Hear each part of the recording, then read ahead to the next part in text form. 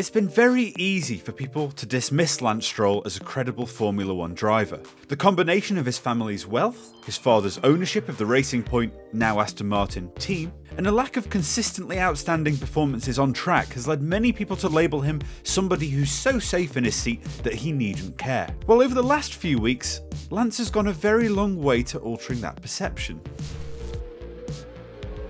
On the 18th of February, Lance suffered a bike crash during his training camp, which left him with fractures to both wrists, a displacement in his right wrist, a partial fracture in his left hand, and a fractured big toe. With absolutely no chance of driving the car at all during testing, and only 2 weeks until FP1 in Bahrain, it was looking like round 2 in Saudi Arabia was the most realistic race for him to make his return. And even that wasn't a guarantee.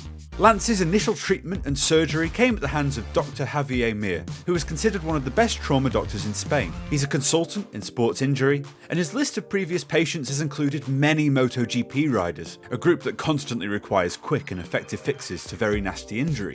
While surgery was successful, the fractures to Lance's left hand, left wrist, and toe weren't suitable for fixation. To put it simply, to race in Bahrain, Lance needed to train incredibly hard to increase the mobility of his wrists, but without putting too much strain on the injuries that were still healing. An extremely difficult task given that, even with power steering fitted, F1 cars are physically very demanding to drive. In an Instagram post detailing his recovery thoroughly, Lance revealed the extent of the special exercises and stretches he had to perform, constantly wincing from the pain, especially when trying to rotate his wrists. We were all incredibly surprised to see him get into the Aston Martin for FP1 in Bahrain, but even then it seemed like he was still struggling immensely. He was unable to steer the car with both hands into turn 1.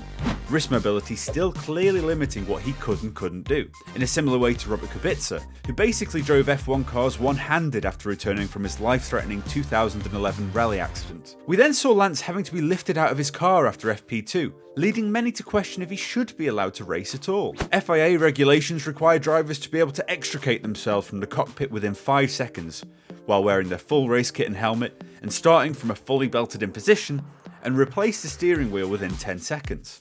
Again, this was something that seemed impossible after watching him struggle. But somehow Lance's weekend continued. He made it to Q3 and qualified 8th, but the big question remained, could he last a full 57-lap race distance? Well, he almost didn't last one, making contact with his new teammate Fernando Alonso into turn 4. Lance said the car control needed to escape that incident set his injured wrists on fire. And what Lance produced after that was possibly the drive of his career so far. Sure, he didn't finish on the podium, but to fight through the pain barrier, which still clearly existed, and to match his best race result of last year in the first race of this season, shows that Lance does possess something which many have doubted: drive. Drive to succeed, drive to race in Formula 1 at a cost to himself, drive to prove he belongs at the highest level of motorsport. The general perception of Lance Stroll in F1, with his seat so secure, is that he's not bothered.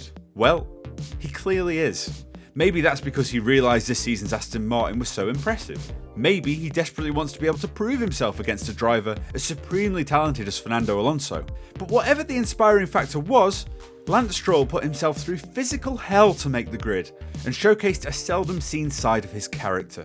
Already, people seem to be shifting their opinion on the Strolls after this incredible comeback. In comment sections and on social media platforms, Lance has gone from daddy's money to determined Formula 1 driver. Lawrence Stroll has gone from billionaire throwing money around to secure his son's seat to saviour of a team struggling financially and delivering on promises to make the team champions within 5 years. But what do you think?